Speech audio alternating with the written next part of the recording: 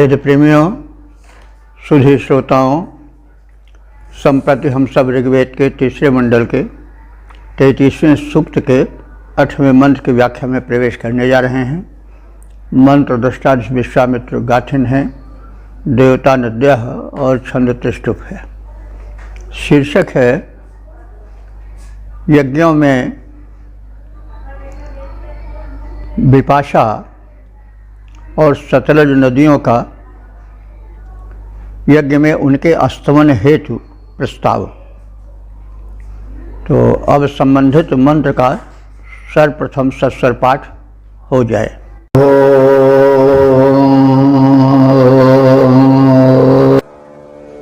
एतद्वचो ओदरितर्मापि पृष्ठा आजत्ते घोषानुत्तरा जुगानि उक्थेषु कारो प्रतिरोजुषस्वमानो निकः पुरुषत्रा नमस्ते।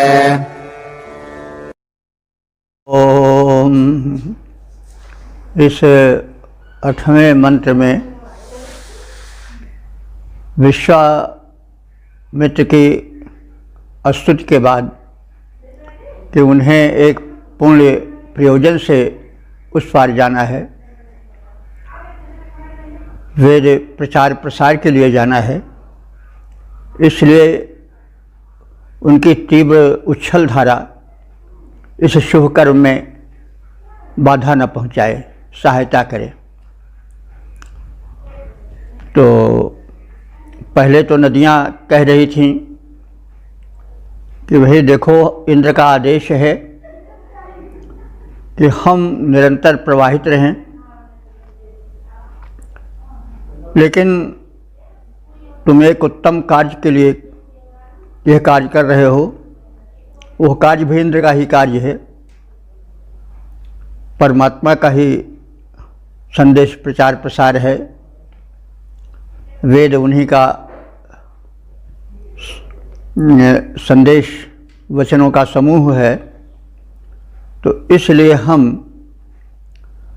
तुम्हें पार जाने के लिए पथ देंगे और सहायता करेंगे, लेकिन एक शर्त है कि हम सब नदियों का भी यज्ञ के पुण्य अवसर पर स्तवन स्तुति आदि होती रहे, पूज्य भावना हमारे प्रति बनी रहे।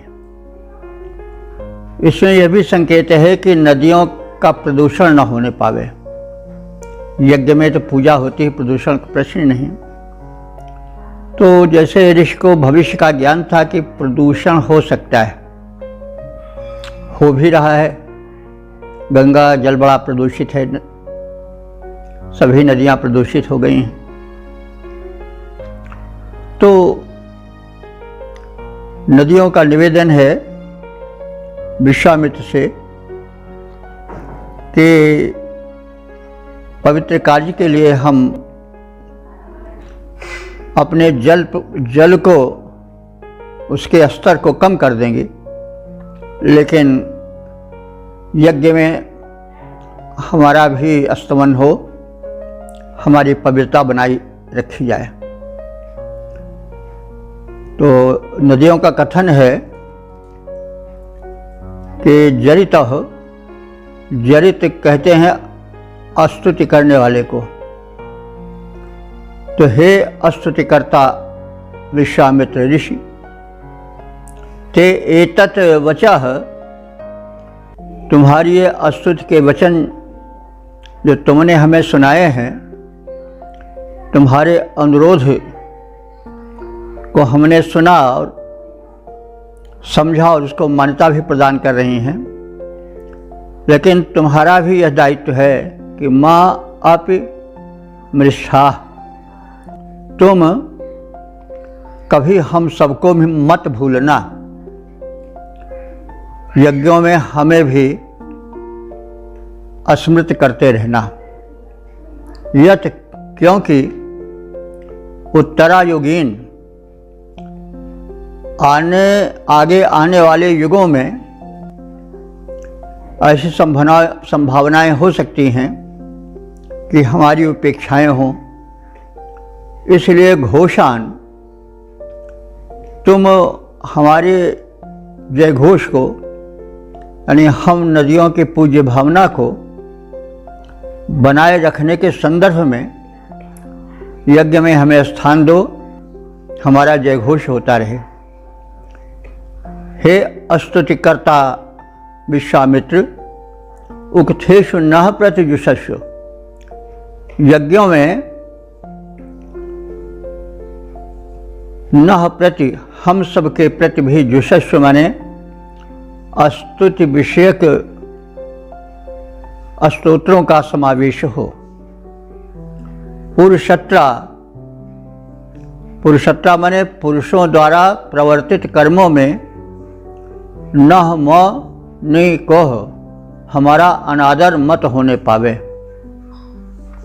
तात्पर्य है कि मैं जब कभी कोई पुण्य कर्म हो तो उस समय हम नदियों का भी स्मरण हो, हमारे प्रति पूज्य भावना लोगों में बनी रहे।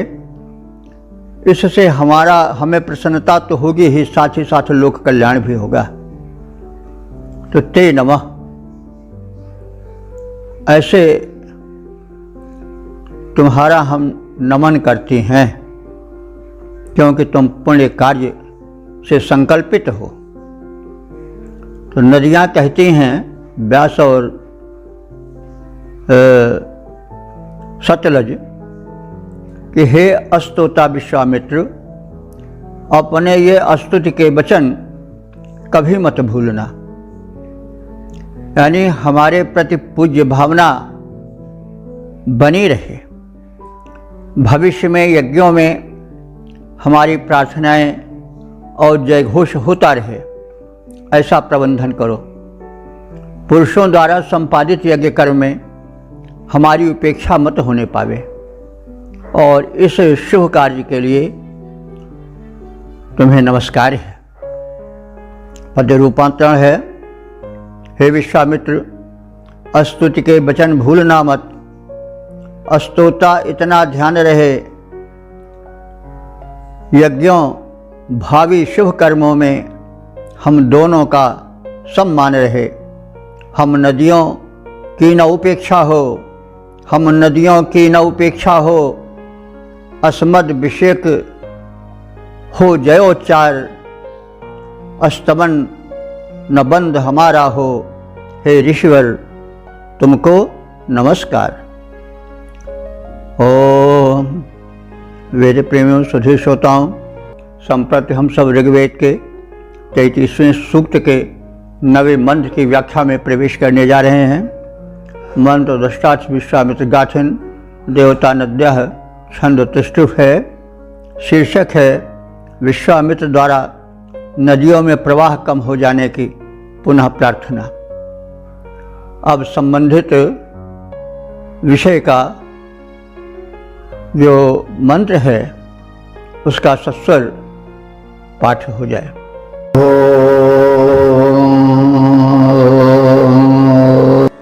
ओषस्वसारः कारवे शृणोत जयौ धूरादनसारथेन, निशो न मध्वम् भवता सुपारा अधो अक्षाः सिन्धवः स्रोत्याभिः। इस नवे मंत्र में विश्वामित्र ऋषि द्वारा नदियों से आग्रह है कि वे अपने जल को उथला कर लें, यानी जलाल पे हो जाए, कम जल हो जाए, प्रवाह में तीव्रता की थोड़ी कमी हो जाए। और इस स्थिति में हमारा रथ, जो कि किसी शुभ कार्य के लिए, वैदिक धर्म प्रचार प्रसार के लिए जा रहा है, वो सरलता से उस पार जा सके। तो अब एक बड़ा ही स्नेहिल संबंध जोड़ते हुए विश्वामित्र नदियों को संबोधित करते हैं। स्वसारः, हे भगिनी बहन रूपी या बहन स्वरूपा नदियों। तो देखिए, भाई और बहन का बड़ा स्नेहिल नाता होता है। भाई भाई में भले फूट हो जाए, लेकिन भाई बहन का प्रेम बना रहता है। कुछ ऐसा देखा जाता है लोक में, और बहनें भाइयों के लिए कुर्बान रहती हैं। तो इसलिए यह संबंध ऋषि को बड़ा नजदीकी वाला संबंध समझ पड़ा। बहन भाई के प्रेम को, अनुरोध को ठुकराती नहीं है, अधिक आत्मीयता प्रकट करती है। इसलिए स्वसारः, भगिनी का, बहन का संबंध स्थापित कर रहे हैं नदियों से कि हे बहन नदियों, सुश्रुणोत, तुम सब अच्छी तरह से हमारे इस अनुरोध को सुनो, और सुनकर न हम सबको, वह माने तुम दोनों, यह करो, ऐसा विचार करो, जिसको हम निवेदन कर रहे हैं कि दूरात अनुसारथेन ययौ, हम बहुत दूर देश से, अनुसा माने शकट बैलगाड़ी और रथ से आए हैं। तो इसका मतलब हुआ कि एक कुनबा चलता था, एक दल चलता था वैदिक धर्म प्रचार प्रसार के लिए विदेशों में। इससे सूचना मिलती, क्योंकि शकट की गाड़ी की एक कतार है, रथ की कतार है। तो यह सूचना मिलती है कि कारवे स्तुति करने वालों के लिए, यानी मुझ स्तुतिकर्ता के हित को ध्यान में रखकर, श्रोत्याभि सुनमध्वम, स्रोत माने धारा, अपने जल धाराओं को सुनमध्वम, अच्छी तरह से अल्प कर दो और झुक जाओ। जैसे कोई जब खड़ा होता है तो ऊंचाई ज़्यादा हो जाती है, वैसे नदियाँ जब प्रवाह में रहेंगे तो उनकी ऊंचाई, उनका प्रवाह, उनकी तीव्रता, उनकी गहराई ज़्यादा रहेगी। और जैसे कोई झुक जाए तो उसकी ऊंचाई कम हो जाएगी। वैसे नदियाँ के झुक जाने का मतलब हुआ उनके प्रवाह में क्षीणता आ जाना और गहराई में कमी हो जाना। तो तुम दोनों यह कृपा करो कि मुझ प्रार्थी, कारु कहते हैं प्रार्थी को, स्तुतिकर्ता को, कारवे चतुर्थी एक वचन है, प्रयोजन के अर्थ में प्रयुक्त हुआ है, उसमें संप्रदान के अर्थ में। तो मुझ स्तोता विश्वामित्र की स्तुति को ध्यान में रखते हुए श्रोत्या भी अपनी गहरी और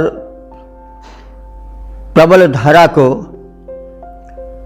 सुनमध्वम, अच्छी प्रकार से नमित कर दो, यानी अच्छी तरह से झुका दो और झुक जाओ, ताकि तुम्हारा प्रवाह पार करने योग्य हो जाए और हम सब सुपारः, सुगमता से उस पार चले जाएं। अधो अक्षाम, रथ की धुरी के नीचे हो जाओ, यानी हमारे रथ की जो धुरी है, कील है, तुम्हारा प्रवाह उसके नीचे रहे, यानी उथला प्रवाह हो जाए। तो हे भगिनी स्वरूपा नदियों, मेरा नम्र निवेदन है, उसे ध्यान से सुनो। मैं बड़ी दूर से गाड़ी और रथ से आया हूँ, मेरे साथ मेरा दलबल भी है।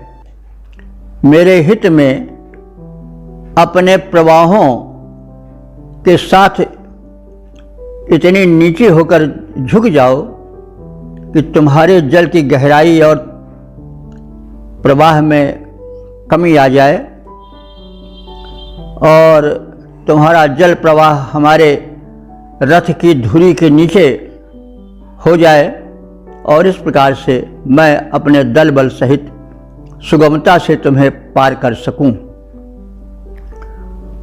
तो विश्वामित्र कह रहे हैं, पद्य रूपांतरण है कि हे भगिनी रूपा सरित सुनो, हे भगिनी रूपा सरित सुनो, मैं बड़ी दूर से आया हूँ,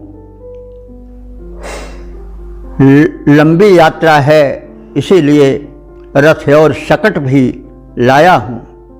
हे भगिनी रूपा सरित सुनो, मैं बड़ी दूर से आया हूँ, लंबी यात्रा है इसीलिए रथ और शकट भी लाया हूँ। मेरे हित में झुक जाओ तुम, नीचा कर लो इतना प्रवाह, जल बहे धुरी से नीचे हो, जा सकूं पार मिल जाए राह। ओम। वेद प्रेमियों, सुधी श्रोताओं, संप्रति हम सब ऋग्वेद के तीसरे मंडल के 33वें सूक्त के 10वें मंत्र की व्याख्या में प्रवेश करने जा रहे हैं। मंत्र दृष्टा विश्वामित्र गाथिन, देवता नद्यः, छंद त्रिष्टुप है, शीर्षक है नदियों द्वारा विश्वामित्र की स्तुति को स्वीकृति प्रदान।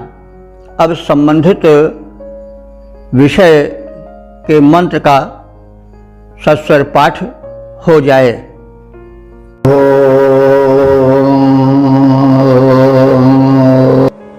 आते एकारो शृणवा भावचांसि जजाथ दोरादन सारथेन नितेनं सैपेप्याने भजोषामर्याजेव कन्या शश्वचैते। इस 10वें मंत्र में नदियों की स्वीकृति और सहानुभूति का कथन है। नदियां विपाशा और सतलज, यानी ब्यास और सतलज, ये दोनों नदियां कह रही हैं कि कारू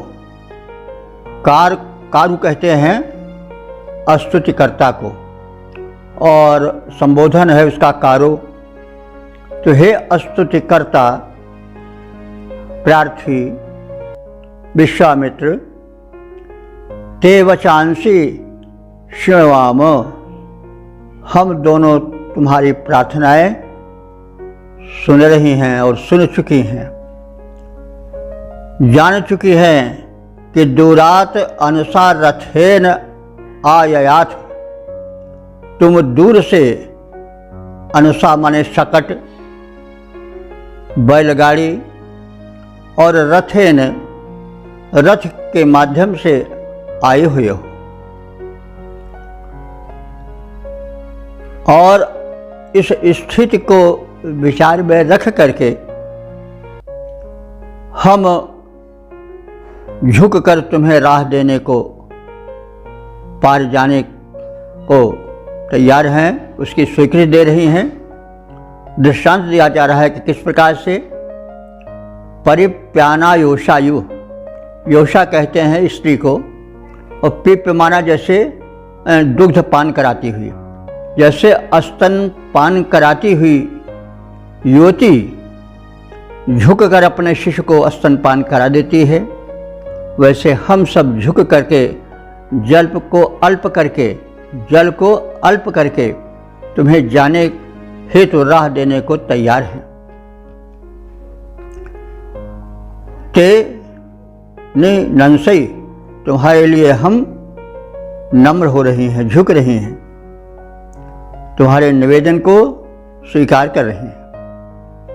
हे अस्तोता विश्वामित्र, हम दोनों नदियों ने तुम्हारी प्रार्थनाएं सुन ली हैं। तुम दूर देश से शकट और रथ से आए हो। तुम्हारा प्रयोजन पवित्र है। तुम वैदिक धर्म के प्रचार प्रसार के लिए देश के बाहर जाना चाह रहे हो। जैसे पुत्र को स्तनपान करने के लिए उसकी माता झुक जाती है, वैसे मैं तुम्हारे इस बेड़े को, खेमे को पार जाने के लिए अपने को झुका ले रही हूँ, अपने जल को छिछला कर ले रही हूँ, और हम दोनों नदियाँ तुम्हें राह देने के लिए तत्पर हैं। पद रूपांतरण है, सुन चुके निवेदन हम दोनों, सुन चुके निवेदन हम दोनों, तुम सादर जिसे सुनाए हो। तुम बड़ी दूर से यहाँ शकट रथ के द्वारा आ पाए हो। पय पान कराती माँ, आलिंगन देती ज्योति झुकती जैसे। पयपान कराती हुई पुत्र को युवती झुक जाती जैसे, हम दोनों नदियाँ झुक जाती हैं तुम्हें राह देने वैसे। ओम वेद प्रेमियों, सुधी श्रोताओं, संप्रति हम सब ऋग्वेद के तीसरे मंडल के 33वें सूक्त के 11वें मंत्र की व्याख्या में प्रवेश करने जा रहे हैं। मंत्र दृष्टा ऋषि विश्वामित्र, गाथिन देवता नद्यः, छंद तिष्टुप है, शीर्षक है नदियों द्वारा विश्वामित्र की प्रार्थना को सुनने का कथन। अब संबंधित मंत्र का सर्वप्रथम सस्वर पाठ हो जाए।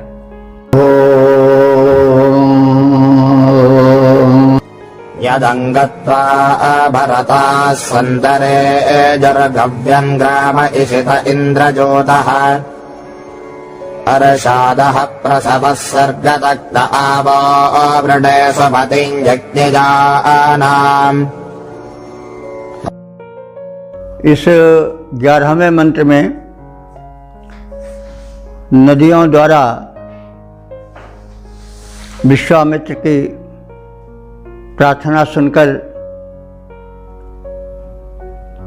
जल प्रवाह को अल्प कर लेने और उस पार जाल चले जाने की अनुमति देने के पश्चात कृतज्ञता स्वरूप विश्वामित्र का कथन है।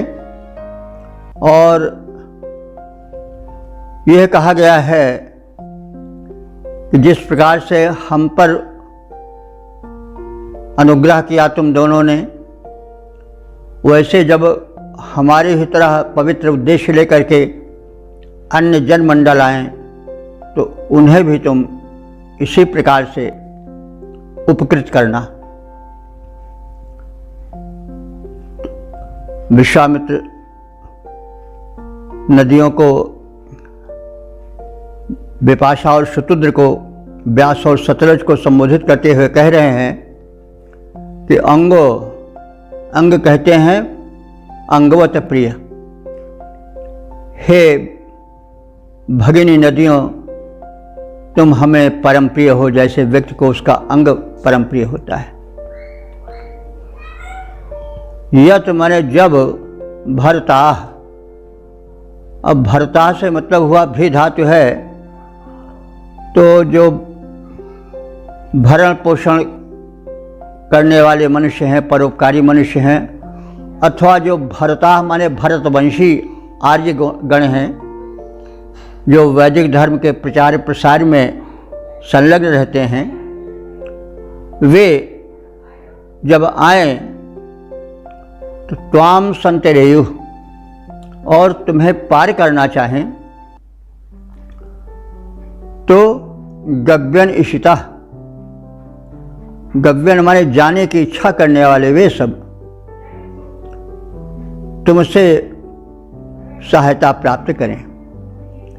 इंद्रजूतः। अब जूत माने होता है प्रेरणा, तो इंद्रजूतः माने इंद्र से प्रेरित होकर, ग्रामः माने समूह। देखिए, ग्राम का अर्थ समूह होता है। गांव यद्यपि, ग्राम शब्द यद्यपि गांव के लिए आता है, लेकिन जब ग्राम नाम पड़ा होगा तो इसलिए कि मनुष्य का समूह जो इधर उधर भटक रहा था वो एकत्र होकर के एक जगह बस्ती बना लिया उसने, तो वो ग्राम एक समूह हो गया, तो उस समूह को ग्राम कह दिया गया। सुमिरिय राम ही गुण ग्राम ही, राम के गुणग्राम का श्रवण करो। तो ग्राम का मूल अर्थ होता है समूह, लेकिन आज वो गांव के रूप में जाना जाता है। तो नामकरण का कारण इसलिए पड़ा होगा कि जंगल में भटकता हुआ मनुष्य जब एकत्र हुआ होगा और कहा होगा कि हम लोग अब परस्पर हित के प्रयोजन से एकत्र बस जाएं, तो एक जगह एक बस गए, तो अब उस बसेरे को ग्राम कह दिया गया और अंत में वो समूह गांव के लिए प्रचलित हो गया, रूढ़ हो गया। तो ग्राम माने मूलतः उसका जो अर्थ होता है वो होता है समूह। तो ग्राम माने मनुष्यों का समूह। अह माने प्रतिदिन, सर्ग तक्तः प्रसवः, तुम्हारे बहने वाले प्रवाह को, अर्थात माने पार कर जाए। यज्ञ या नाम वह सुमतिम आपणे, यज्ञानाम पूजा के योग्य तुम दोनों की मैं उत्तम बुद्धि को मांगता हूँ, यानी तुम्हारी इस उत्तम परोपकारिणी बुद्धि की प्रशंसा करता हूँ, नमन करता हूँ उसको, और साथ साथ चाहता हूँ कि तुम्हारी जैसी उत्तम बुद्धि, परोपकारिणी बुद्धि हमारे भीतर भी आवे। तो हे प्रिय नदी द्वय, जब जन समूह का भरण पोषण करने वाले उपकारी पुरुष अथवा भरतवंशी आर्य तुम्हें पुण्य प्रयोजन से पार करना चाहें, अथवा इंद्र प्रेरित जन समूह तुम्हें पार करना चाहें, तब वे तुम्हारे नित्य प्रवाह को पार करने में सफल हो जाएं, ऐसा उपक्रम तुम कृपा कर करती रहो। तुम सभी पूज्य हो, मैं तुम्हारी उत्तम बुद्धि की याचना करता हूँ, यानी तुम जैसी परोपकारिणी बुद्धि हम सब में भी सदैव बनी रहे। पद्य रूपांतरण है, हे नदियों, पर पोषक उपकारी नर तट पर जब आ जाएं, अथवा जब इंद्र देव प्रेरित जन के समूह तट पर आएं, वे तुम्हें पार करने में हो सक्षम, यह विनय हमारी है। वे तुम्हें पार करने में हो सक्षम, यह विनय हमारी है। तुम पूज्य, मुझे भी मिले राह, उपकारी बुद्धि तुम्हारी है। ओम वेद प्रेमियों, सुधी श्रोताओं, संप्रति हम सब ऋग्वेद के तीसरे मंडल के 33वें सूक्त के 12वें मंत्र की व्याख्या में प्रवेश करने जा रहे हैं। मंत्र दृष्टादि विश्वामित्र गाथिन देवता नद्यः छंद त्रिष्टुप है। शीर्षक है नदियां जनहित में संलग्न रहें। अब संबंधित मंत्र का सर्वप्रथम सस्वर पाठ हो जाए।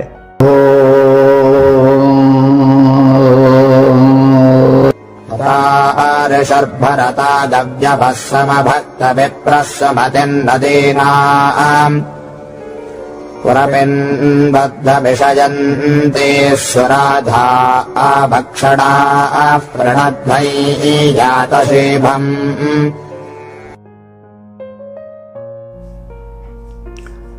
इस 12वें मंत्र में यह कथन है कि विश्वामित्र अपने दलबल सहित जब नदियों के पार हो गए, तब उन्होंने कृतज्ञता ज्ञापन किया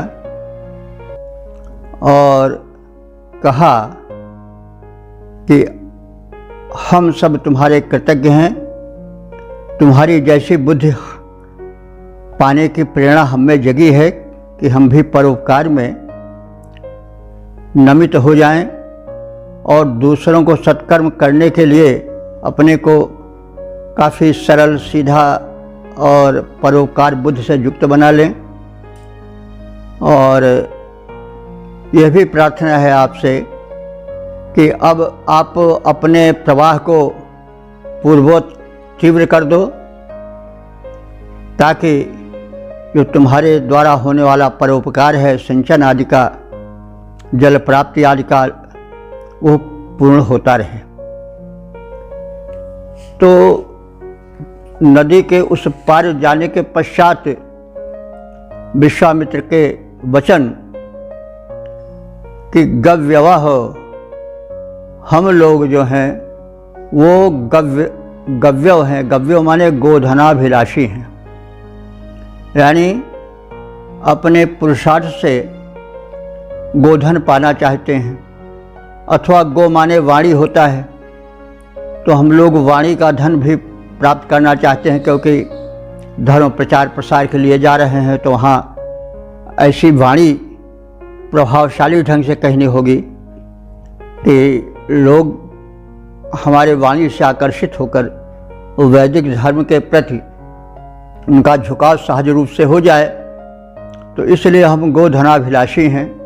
तो गोधन से दोनों तात्पर्य हो सकता है, वाणी का धन और गोधन दोनों, गाय का धन। और आगे आपसे निवेदन है, कथन है कि भरता, हम भरण पोषण करने वाले अथवा भरतवंशी परंपरा से संबंध रखने वाले ऋषि अतारिषु अब तुम्हारे प्रबल प्रवाह से पार हो गए हैं। विप्रह नदी नाम सुमतिम स अयुक्त, इस विप्र कहे जाने वाले यानी ज्ञानी कहे जाने वाले विश्वामित्र ने नदियों जैसी सुमति अभक्त माने प्राप्त कर ली है। तो नदियों की समझ क्या है कि वो नद्या स्वयमेव पिबन्ति अम्भः, नदी अपना जल अपने आप नहीं पीती हैं, वे परोपकार के लिए प्रवाहित होती रहती हैं। तो इसलिए जीवन का प्रवाह जो है वह केवल अपने ही लिए न हो बल्कि दूसरों के लिए हो। तो यह और यह सुबुद्धि है, और यह भी सुबुद्धि है कि कोई शुभ कार्य करने वाला दल आवे तो यथा शक्ति उसकी सहायता करनी चाहिए और अपने प्रबलता को छोड़ करके झुक जाना चाहिए, उसके हित में, शुभ कर्म के संपादन के प्रयोजन में। तो जैसा नदियों ने अपना व्यवहार दिखाया, वही ऋषि कह रहा है कि हम तुम्हारी इस परोपकारिणी बुद्धि से भली भांति प्रभावित हो चुके हैं, हमें शिक्षा मिल चुकी है, तुम्हारी सुबुद्धि हमने ग्रहण कर लिया है। अब ईशयंती सुराधा, हे ईश माने अन्न होता है, ईशयंती माने अन्न को उत्पन्न करने में सहायता करने वाली, सुराधा माने अच्छी तरह से ऐश्वर्य प्रदान करने वाली तुम दोनों नदियों, अब बक्षणाह आप पिण्डोधम, लहरों से भरपूर होकर के उच्छल प्रवाह से युक्त हो जाओ और भरपूर जल से पूर्वोत प्रवाहित होती रहो। आप रणध्वम, भली प्रकार से अब मनोरथों को अब पूरी करो और जो सिंचन आदि कृषि कर्म आदि के मनोरथ हैं कृषकों के भी पूरित हों और तदर्थ शीभम यात यानी वेग से प्रवाहित हो पूर्ववत। तो हे नदियों, पार जाने के इच्छुक गोधनाभिलाषी अथवा वाणी में शक्ति प्राप्ति के अभिलाषी उपदेशक, वैदिक धर्म प्रचारक हम और हमारा यह मंडल जो पर पोषक है, दूसरों को अपने द्वारा पोषण प्रदान करने वाला है और जो भरतवंशी है, ऐसे हम सब पार हो गए हैं। ज्ञानी विश्वामित्र तुम्हारी उत्तम बुद्धि को पा चुके हैं, परोपकारिणी बुद्धि को, नम्रता की बुद्धि को। व्यक्तित्व में प्रबलता भी हो, साथ साथ सरलता भी हो, नम्रता भी हो, तो यह तुमसे हमने सीख लिया है।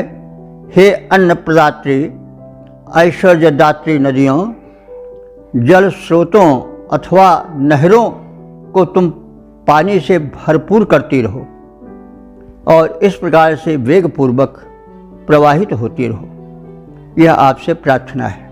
तो यह सरिता के उस पार जाने के पश्चात का कथन है, पद्य रूपांतरण है।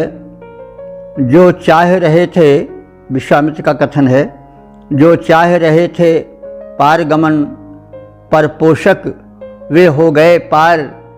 ज्ञानी कौशिक के भीतर भी हो गया सुमति का है प्रसार। हे अन्न प्रदा ऐश्वर्यदायिनी, जल परिपूरित रहा करो, नहरों को जल से पूरित कर तुम बड़े वेग से बहा करो। ओम वेद प्रेमियों, सुधी श्रोताओं, संप्रति हम सब ऋग्वेद के तीसरे मंडल के 33वें सूक्त के 13वें मंत्र की व्याख्या में प्रवेश करने जा रहे हैं। मंत्र दशारिष विश्वामित्र गाथन, देवता नद्यः, छंद अनुष्टुप है। शीर्षक है नदियों से परस्पर मैत्री संबंध बनाए रखने का कथन। अब संबंधित मंत्र का सर्वप्रथम सस्वर पाठ हो जाए।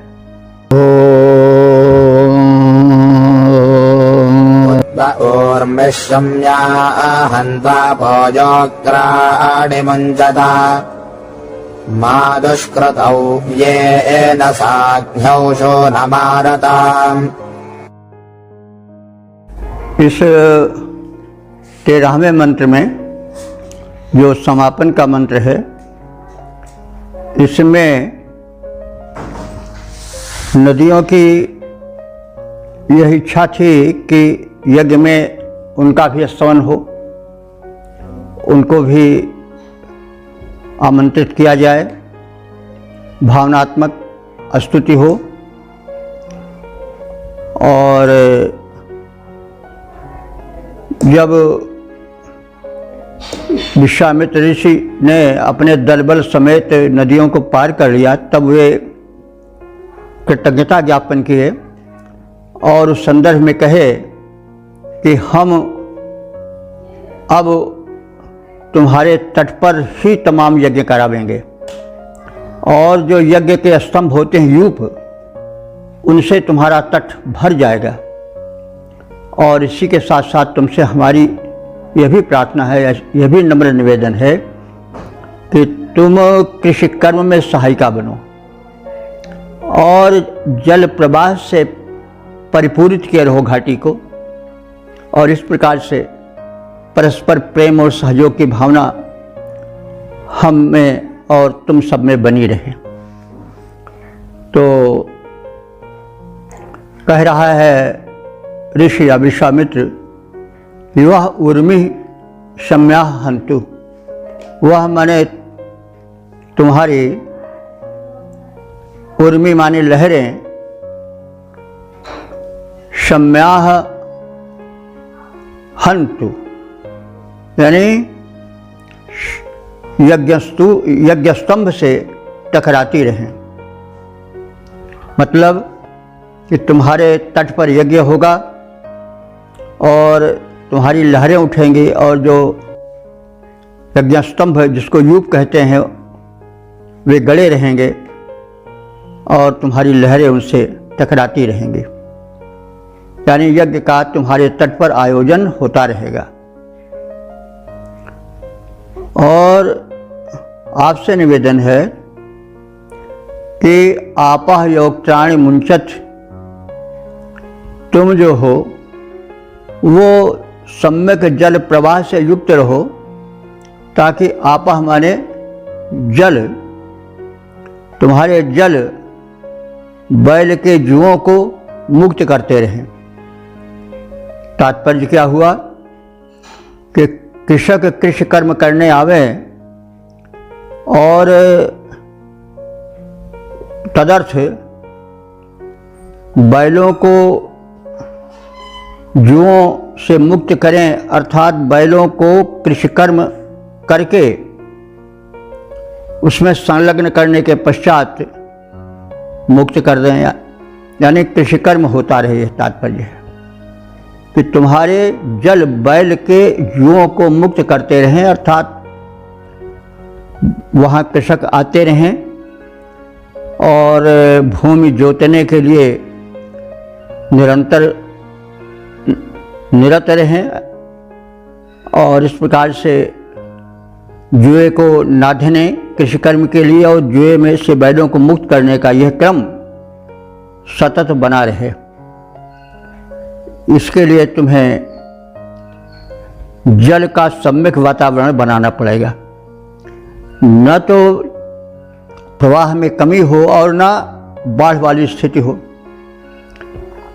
तो अदुष्कृतौ भी ऐसा अघन्यौ, कभी दुष्कर्म न करने वाली पाप रहित और अहिंसनीय नदियों, उनका विशेषण है कि हे अदुष्कृतौ, हे तुम दोनों दुष्कृत न करने वाली,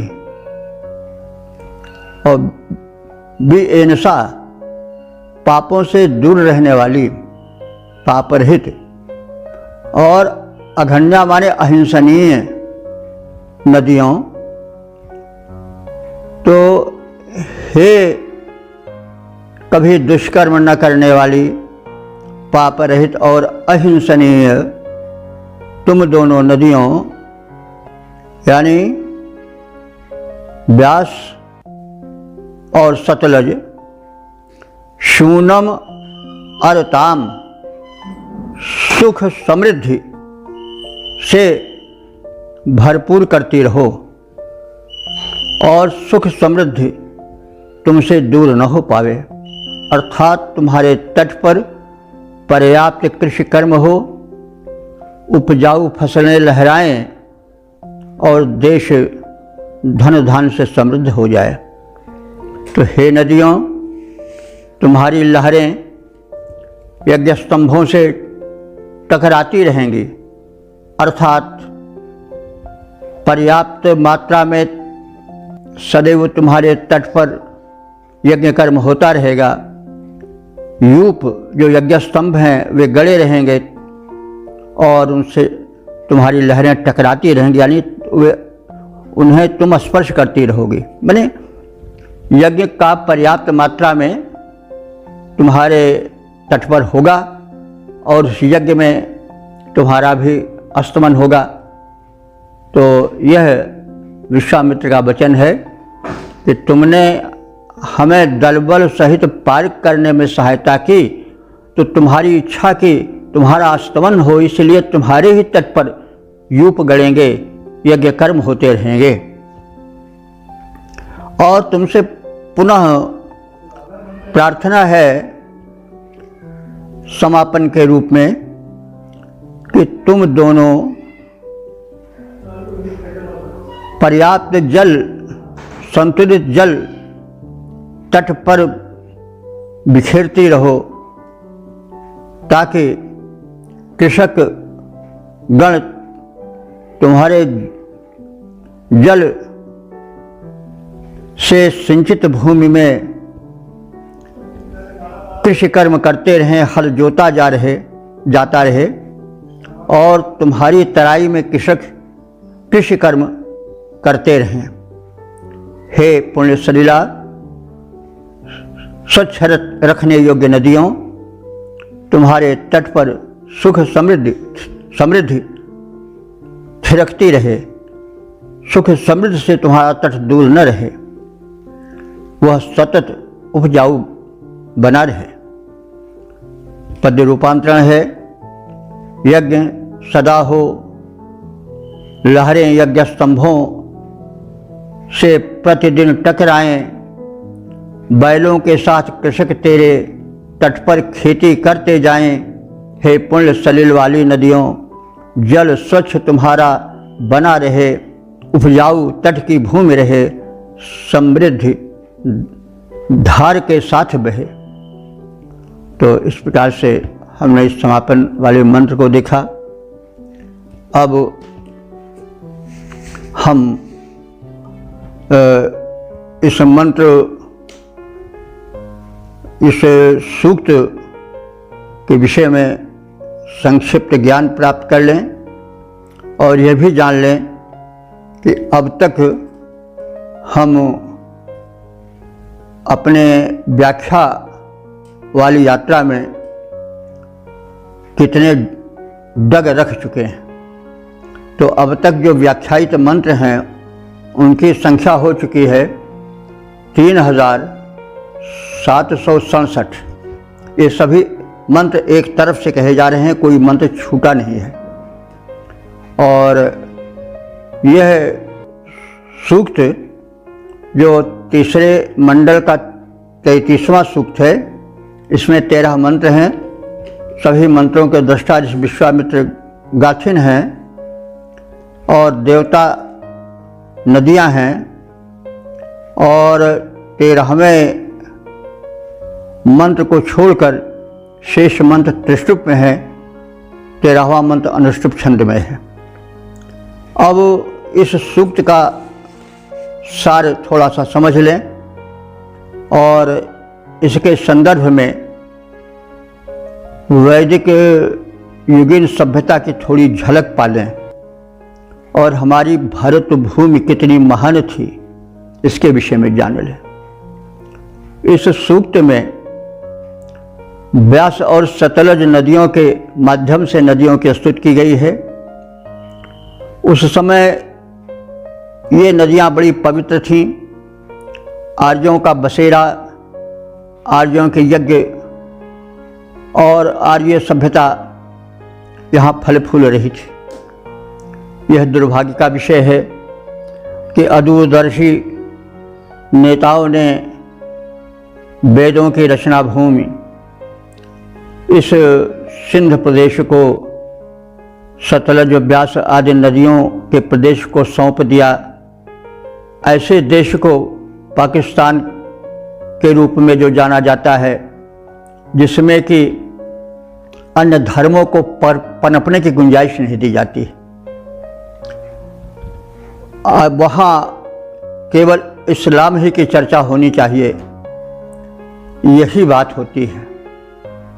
आज धर्म की धुरी वह प्रदेश आज वेद मंत्रों के उच्चार से जहाँ तक हमें पता है शून्य हो रहा है, क्योंकि हमारा प्रसारण तो दूर दूर तक जाता है। देश विदेश के लोग कृतज्ञता ज्ञापित करते हैं, लेकिन पाकिस्तान से भी कोई भी ऐसे ही हमें नहीं मिली कि हम लोग भी सुन रहे हैं। हो सकता है कि वहाँ पर किसी कारण से वह वातावरण न हो।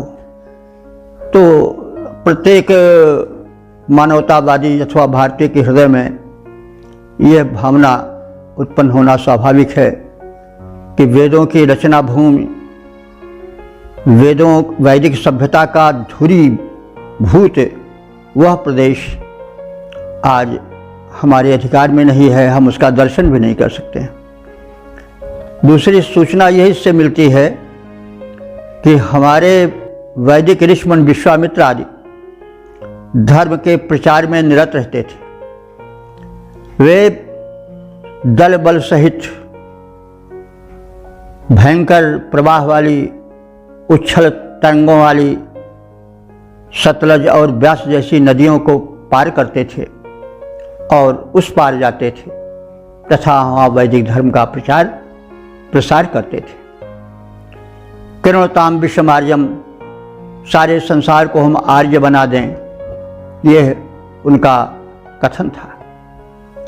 और वो कथन संकुचित दृष्टिकोण को लिए नहीं था, तो लिए हुए नहीं था, क्योंकि जो वैदिक धर्म है वह उदार धर्म है और उसके देवता जो हैं वे सबको समान रूप से अपना अनुदान प्रदान करते हैं। सूर्य देवता जिसकी प्रखर उपासना कहीं सविता के रूप में, कहीं अर्जमा के रूप में, कहीं मित्र के रूप में की गई है, वे सबके आंगन में समान रूप से धूप देते हैं, चाहे हिंदू हो, चाहे मुसलमान हो, चाहे सिख हो, चाहे ईसाई हो, चाहे जो हो, राजा हो, रंक हो, वे एक भाव से सबको प्रकाश और ताप प्रदान करते रहते हैं। इसी प्रकार से जो अन्य देवता हैं, जल हैं, वायु हैं, वे सबके आंगन में सामान्य रूप से अपना धर्म निभाते हैं। पर्जन्य जो देवता हैं वो सबको वृष्टि, सबके आंगन में वर्षा करते हैं, सबकी फसलों को सींचते हैं, चाहे वो किसी जात संप्रदाय को। लेकिन मनुष्य की अल्पज्ञता ने बांट रखा है, बस उसी का देवता सत्य है, वही सबको रचता है, दूसरे का नाम लोगे तो फिर अनर्थ हो जाएगा। और इस प्रकार से कितनी अज्ञानता छाई हुई है। तो वैदिक धर्म प्रचार प्रसार के लिए मुनि आंखों को खोलने की आवश्यकता है। यहाँ के देवता बड़े उदार हैं और कैसे हैं, वो यथार्थ हैं, कल्पित नहीं हैं। अन्य धर्मों में, चाहे वो देश का हो या विदेश का हो, उनमें एक सीमित रूप दे दिया गया है देवता को। वो मंदिर में ही है, वो मस्जिद में ही है, वो गुरुद्वारे में है, ऐसा मान लिया गया है। लेकिन वो यथार्थ नहीं है, वो भावनाश्रित है। यथार्थ तो यह है कि अगर वैदिक देवता पवन, सूर्य या अन्य जल आदि देवता न रह जाएं तो फिर संसार नहीं रहेगा, नष्ट हो जाएगा। लेकिन मंदिर, मस्जिद, गुरुद्वारे, जितने धार्मिक केंद्र हैं, वे अगर न रह जाएं तो कोई अंतर नहीं होगा। क्योंकि सच्चे देवता तो यही हैं जो वेद में प्रतिपादित हैं। अन्य देवगण तो केवल आस्था के सहारे चल रहे हैं। मंदिर, मस्जिद, गुरुद्वारा सब आस्था से जीवन पा रहे हैं। यही अभाव है।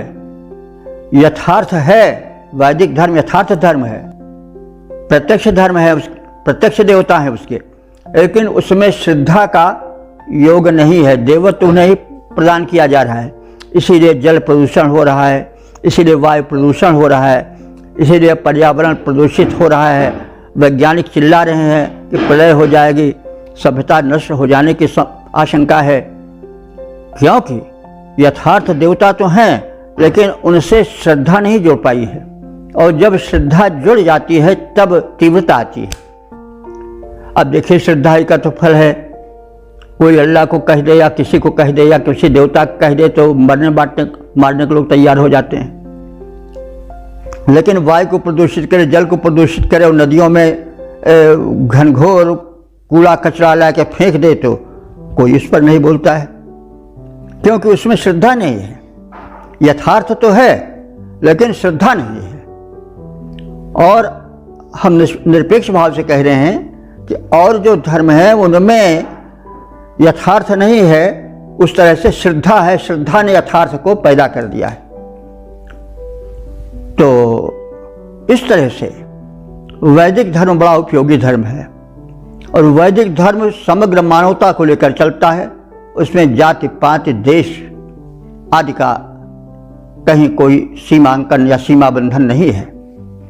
तो इस बात को लेकर के आर्यगण जो थे, ऋषिगण थे, हमारे यहाँ के ऋषि जो थे पहले, वो आज के तथाकथित चर्चित बाबाओं की तरह नहीं थे कि मोटे मोटे कूल्हे, लांबे लांबे पेट लिए हुए बस केवल सुमेजनी डोलाए करें।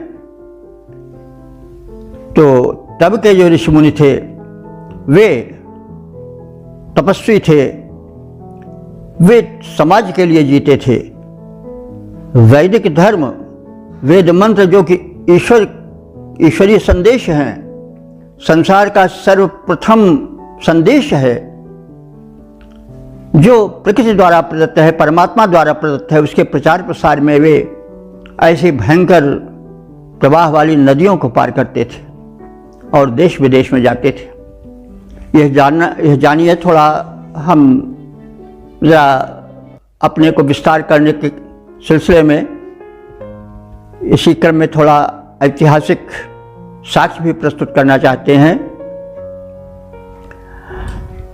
हम लोग आर्य हैं और हम लोग का मतलब हुआ भारतीय हिंदू ही नहीं वरन मुसलमान भी, सिख भी, ईसाई भी, ईरानी भी, तुरानी भी, अरबी, ये सब आर्य हैं, सब कश्यप की संतानें हैं। हमने जैत भारतम नाम के अपने उपन्यास में जो संस्कृत में है और चौखंबा से प्रकाशित हो चुका है उसमें ये सारे तथ्य विस्तार के साथ डालें कि कश्यप ऋषि थे, उनकी 5 पत्नियां थीं, अदिति, दिति, दनु और कद्रु और विनिता। इन्हीं से अदितियों से देव हुए, अदिति से देव हुए, दित से दैत्य हुए, दनु से दानव हुए और कद्रु से जो है वो नाग हुए और विनिता से गरुड़ हुए। तो ये पक्षी या सांप नहीं थे बल्कि ये एक चिन्ह लगाए रहते थे सर्प का। उनके पताका में सर्प का रहा होगा चिन्ह, उनके पताका में गरुड़ का चिन्ह रहता रहा होगा, जैसे आज तमाम हर देश की अपनी पताकाएं होती हैं। तो वैसे उसी नाम से उनको कह दिया गया, जैसे आज भी कहा जाता है कि भाई ये जो हैं वो कमल वाले हैं, ये जो हैं साइकिल वाले हैं, ये झाड़ू वाले हैं, और इससे उनका संबंधन हो जाता है, लेकिन मतलब ये नहीं कि वो वही हैं, वो तो उनका प्रतीक है, चिन्ह है। और ये इससे भी सिद्ध होता है कि यह जो भारत से लेकर के और फिर ईरान, इराक, अरब कंट्रीज़ को होती हुई फिर यूरोपीय देशों तक जाति जो फैली हुई है, इसकी बनावट एक सी है, एक ही नस्ल है इनकी, क्योंकि इनका लंबा कद, लंबी नाक, गोरा चिट बदन, ये सबका है। अब भारत में कहीं कहीं सांवलापन आ गया है तो कुछ वातावरण के कारण कुछ अन्य जातियों के मिश्रण से हो गया है कालक्रम से, लेकिन आर्यों का वर्ण गौर वर्ण ही है। और फिर भारत में बड़ा संक्रमण होता रहा, इसलिए रक्त में मिश्रण होता रहा, लेकिन ईरान, इराक, इन सब में अभी एक ही आकार प्रकार के लोग हैं। हमारा भी आकार प्रकार वैसे है, लेकिन थोड़ा रंग में कहीं दब गया है, कहीं उभर गया है।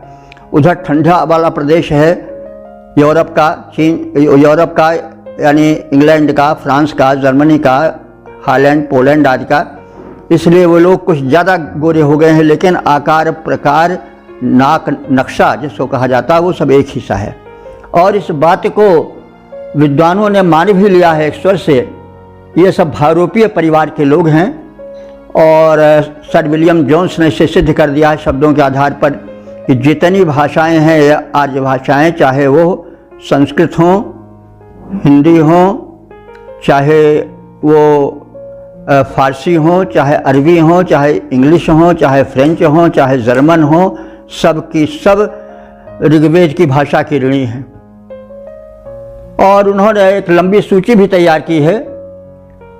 जैसे मातृ शब्द है, मातृ शब्द वेदों में मातृदेवो भव, पितृदेवो भव कहा गया है, तो मातृ ही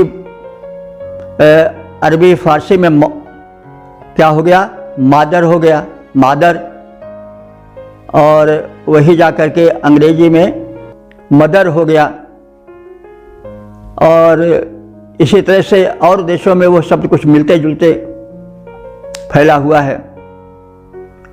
और पितृ शब्द है, यहाँ पिता आया, पितर आया, वैसे पेटर या पितर करके जो है वो इधर अरबी फारसी आदि में भी है। फिर उधर कहीं पेटर वही कहा जाता है, और कहीं जो है वो वही फादर कहा जाता है। वैसे ब्रदर है, भ्रातृ है, बिरादर कहीं कहा जाता है, अरबी फारसी आदि में, अंग्रेजी में ब्रदर कहा जाता है, और जर्मन में ब्रूडर कहा जाता है। ऐसे सब भाषाओं में मिला जुला है। तो ऋग्वेद की भाषा में 2% शब्द संस्कृत में है, लौकिक संस्कृत में। उसी प्रकार से मतलब ये ऋग्वेद की भाषा ही पूरी बहुरूपीय परिवार में फैली हुई है। उसी के शब्द कुछ परिवर्तित होकर के कुछ मूल रूप में भी हैं। तो वही धर्म सबका धर्म है, मूल धर्म वही था। बाद में परिवर्तन होता रहा। स्वयं भारतवर्ष में ही वेद से तमाम धर्म प्रकट हुए, शैव, शाक्त और वैष्णव, सौर संप्रदाय सब तमाम निकले। उसमें भी पंथ निकलते गए, लेकिन सबका मूल तो वेद ही है। वैसे ये समस्त धर्मों की कहानी है। अगर इसको विस्तार दिया जाए बहुत दूर तक, लेकिन यह है मोटे रूप से समझने की आवश्यकता है कि यह जो वैदिक धर्म था वो दूर तक फैला था। हमारे ऋषि मुनि इसके प्रचार प्रसार के लिए दूर तक जाते थे, नदियों को पार करते थे, और वैदिक धर्म काफ़ी प्रचलित था। और देखिए कैस्पियन सी है ना, कैस्पियन सागर, तो ये है उधर संभवतः ये अरब वगैरह के उस तरफ पड़ता है और यूरोप के क्षेत्र से भी छूटा हुआ है। तो वो कश्यप ऋषि के नाम पर कैस्पियन पड़ा, क्योंकि पिता तो सबके कश्यप ऋषि थे। इसलिए वो जब उधर लोग बढ़े, जनसंख्या बढ़ी, तो उस काश्यपियन यानी कश्यप को से ही कैस्पियन सी बन गया, कैस्पियन सागर बन गया। और उधर बोगज कोई उसी आसपास में एक शिलालेख मिला है। उस समय 2 राजाओं के बीच में समझौता किया गया है। तो उसमें गवाही रूप में वैदिक देवताओं का नाम है, यम का, वरुण का, आदि का। तो कहने का मतलब मूल धर्म जो था वो ऋग्वेद का ही धर्म था। मूल भाषा ऋग्वेद की ही भाषा है। नस्ल भी सबकी एक है। पिता जो हैं वो एक हैं, माताएं 5 हैं, और उन्हीं की संतानें बिखर करके आज करोड़ों और अरबों में चली गई हैं। लेकिन है सबका मूल यही। आदिम यानी आदि मानव या मनुमैन, यह सब मिलता जाता है, मिलता जुलता शब्द है। मनु से मैन ही बना होगा, मनु से ही मानव बना है। आदि मानव से आदम बना, हव्वा बनाए शब्द संस्कृत से ही बने हैं। और यह सिद्ध भी हो चुका है और समझ में भी आता है। एक क्या भाषा में, क्या जाति में, क्या बनावट में, क्या नाज नक्शे में, सब एक हैं। यह अनेकता काल के प्रवाह में हो गई और अज्ञानतावश आज बहुत ज़्यादा वो ध्वंसक बन गई है। तो अब इस तथ्य को समझना और समझाना है। और आर्य धर्म, वैदिक धर्म ही सर्वश्रेष्ठ धर्म है, मूल धर्म है। इसके प्रचार प्रसार में सारी विसंगतियाँ समाप्त हो जाएंगी। देखिए विसंगति देख लेते थोड़े समय में, आप देख लीजिए 70-75 साल में जब देश स्वतंत्र हुआ तो पहले कांग्रेस थी, उसके बाद फिर तमाम पार्टियां और बनने लगी। उसी में पहले कांग्रेस थी, उसके बाद वो जनसंघ था जो आजकल भाजपा कहा जाता है। फिर उसके बाद फिर क्या निकला, सपा बसपा, तो क्या क्या सब झाड़ू वाले आम पार्टी निकली। और सब एक दूसरे, एक होते हुए भी एक जगह से निकल के एक दूसरे पर प्रहार करने से नहीं चूकती हैं। वो कहती हैं वो गलत कर रहे हैं, वो कहती हैं वो गलत कर रहे हैं। तो जब 60, 70, 75 साल में इतना विरोध हो जाता, अंतर हो जाता है कि एक दूसरे के विरोध में सब चलने लगते हैं। यद्यपि सब उसी नाम पर चलते हैं कि हम देश का हित चाह रहे हैं, कहते सभी धर्म है कि हम मनुष्य का हित चाह रहे हैं, लेकिन वो एक दूसरे के नीचा दिखाने में, एक दूसरे के कभी कभी प्राण तक हरण कर लेने में नहीं चूकते हैं। तो इसके पीछे क्या है?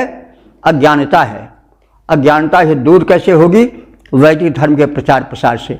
हम भाषाई आधार पर वैदिक धर्म का प्रचार करें कि देखो भाई जितनी भाषाएं हैं, जैसे अरब है, अरब संस्कृत में अर्व शब्द है। अर्व माने होता है घोड़ा, और अरबी घोड़े बहुत प्रसिद्ध हैं, तो इसके कारण उसका नाम अर्व कर दिया। अरब से अरब हो गया, पारस से फारस बन गया। तो इसी तरह से सभी शब्दों के मूल में वैदिक शब्दावलियां हैं कुछ परिवर्तित हो गई हैं, कुछ मूल रूप में भी झांकते हुए प्रतीत होती हैं। परिवर्तन होता रहता नहीं, और है तो वैदिक संस्कृत मूल, लेकिन लौकिक संस्कृत में बड़ा परिवर्तन हो गया, फिर प्राकृत पाली और ये क्या कहते हैं अब अपभ्रंश ये सब निकली, हिंदी निकली, हिंदी में भी अब वो आइल गैल जाइल बाटे खाइल बाटे दुकान बोलते हैं ये जो है भोजपुरी वाले। अब सोचिए तो मूल तो उसकी संस्कृत ही है, वैदिक संस्कृत है, लेकिन वो इतनी दूर चली गई है कि कठिन हो जाता है समझना। तो वैसे ही सब भाषाएं संस्कृत से निकली हैं, सबकी माता संस्कृत है। सारे धर्मों का मूल वैदिक धर्म है, और वैदिक धर्म उदार धर्म है, उसमें भेदभाव नहीं है, मानव मात्र के लिए है। उसके देवता सबको समान हित देने वाले हैं, उनके हृदय में हिंदू मुस्लिम सिख ईसाई कुछ नहीं है।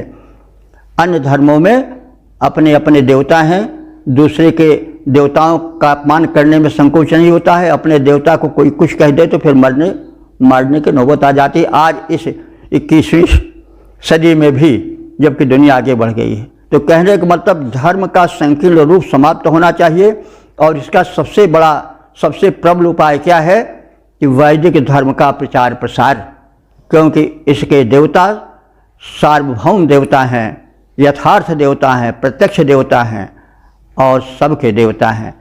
इन्हीं से भिन्न भिन्न शाखाएं प्रशाखाएं निकली, और फिर वे एक दूसरे से इतनी दूर चली गईं कि उनकी पहचान करने में भी कठिनता होती है।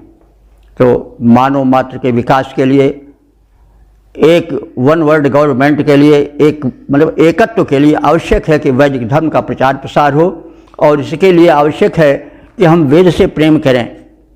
कुछ हमारे कान में ऐसी भी भनक पड़ी है कि कुछ लोग कहते हैं अरे ऐसे नहीं वेद का प्रचार प्रसार करना चाहिए, क्या करना चाहिए, क्या करना चाहिए, तो क्या पहले बड़ी देर तक पूजा पाठ करना चाहिए, तो क्या अनर्गल बातें।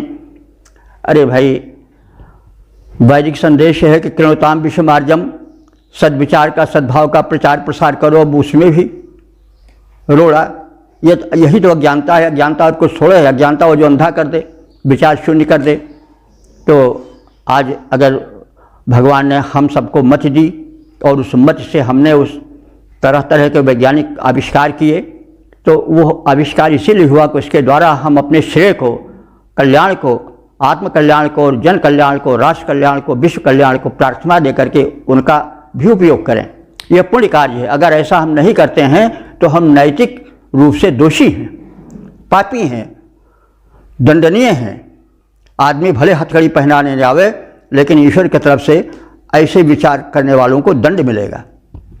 तो निवेदन है, नम्र निवेदन है कि आप सब वैदिक धर्म के प्रचार प्रसार में संलग्न हों, और मानवोपयोगी, जीव समग्र सृष्टि के उपयोगी वैदिक धर्म, जहाँ की नदियों को भी माता माना जाता है, जहाँ वृक्ष को भी पूजा जाता है, जहाँ पत्थर भी भगवत्ता प्राप्त कर लेते हैं, ऐसे उदार धर्म का हम प्रचार प्रसार करें। यह धर्म संप्रदाय नहीं है, बल्कि धारणा शक्ति वाला। धर्म का मूल अर्थ होता है कि धृते धार्यते वा इति धर्म, जिसको छोड़ करके फिर व्यक्तित्व खो देगा। जैसे अग्नि का धर्म है क्या? ताप जलाना। अगर वो अपना धर्म छोड़ दे तो फिर राख बन जाएगी। इसी तरह से सबका धर्म है, पवन का धर्म है। तो धर्म का मतलब हुआ जिससे व्यक्ति की सत्ता हो, वही धर्म है। धर्म का मतलब संप्रदाय नहीं है। धर्म का मतलब हिंदू मुस्लिम सिख ईसाई नहीं है। धर्म का मतलब है कल्याणकर पथ। और कल्याणकर पथ कौन है?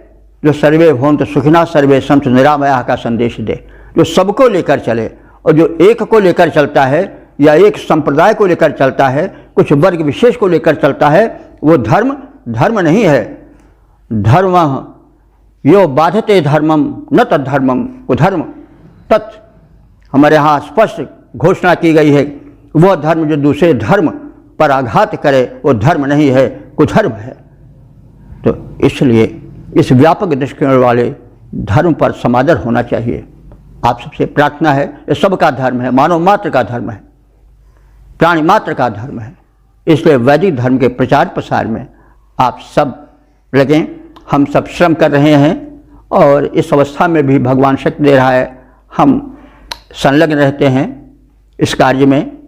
तो ये हम कोई उपकार किसी के साथ नहीं कर रहे हैं, ये हम अपना फर्ज निभा रहे हैं।